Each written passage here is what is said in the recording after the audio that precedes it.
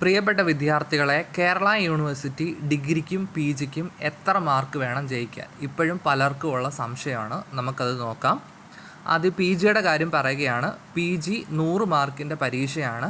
75 mark എക്സ്റ്റേണലും 25 mark ഇൻറ്റേണലുമാണ്. ഇൻറ്റേണലിൻ്റെ minimum 10 മാർക്കാണ്. എക്സ്റ്റേണലിൻ്റെ minimum 30 മാർക്കാണ്.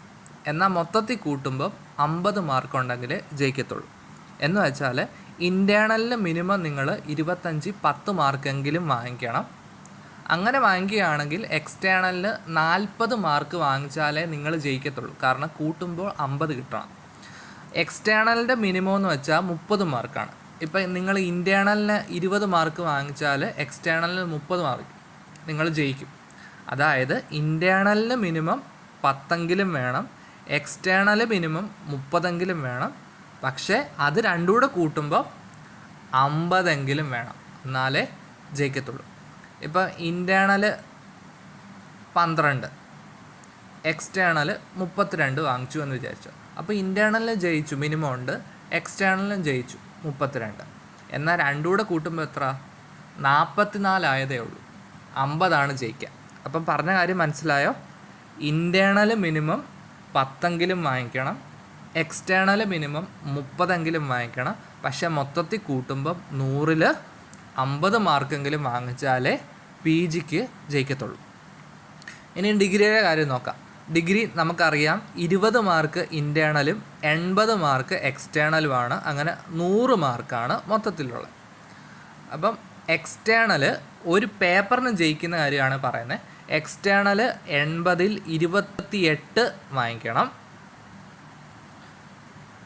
Internal 20-ൽ 7 വാങ്ങിക്കണം. അതായത് പറഞ്ഞ കാര്യം ഒന്നുകൂടെ പറയുകയാണ്. എക്സ്റ്റേണൽ 80-ൽ 28, ഇൻറ്റേണൽ 20-ൽ 7. അപ്പോൾ എത്ര കിട്ടി? 35. അപ്പം 35 മാർക്കാണ് മിനിമം മാർക്ക് ജയിക്കാൻ. ഓക്കെ. അപ്പം ഇൻറ്റേണൽ 7, എക്സ്റ്റേണൽ 28. ഇപ്പോൾ ഇൻറ്റേണൽ 10 വാങ്ങിച്ചിട്ട് എക്സ്റ്റേണൽ 25 വാങ്ങിച്ചാൽ കൂട്ടുമ്പോൾ 35, പക്ഷേ തോറ്റു. കാരണം എന്തുവാ? എക്സ്റ്റേണൽ 25 ഉള്ളൂ, 28 വാങ്ങിക്കണം. അതായത് ഇൻറ്റേണൽ കുറഞ്ഞത് 7, എക്സ്റ്റേണൽ കുറഞ്ഞത് 28, രണ്ടും കൂടെ കൂട്ടുമ്പോൾ 35 ഉണ്ടായാൽ ഒരു പേപ്പറിന് ജയിക്കും.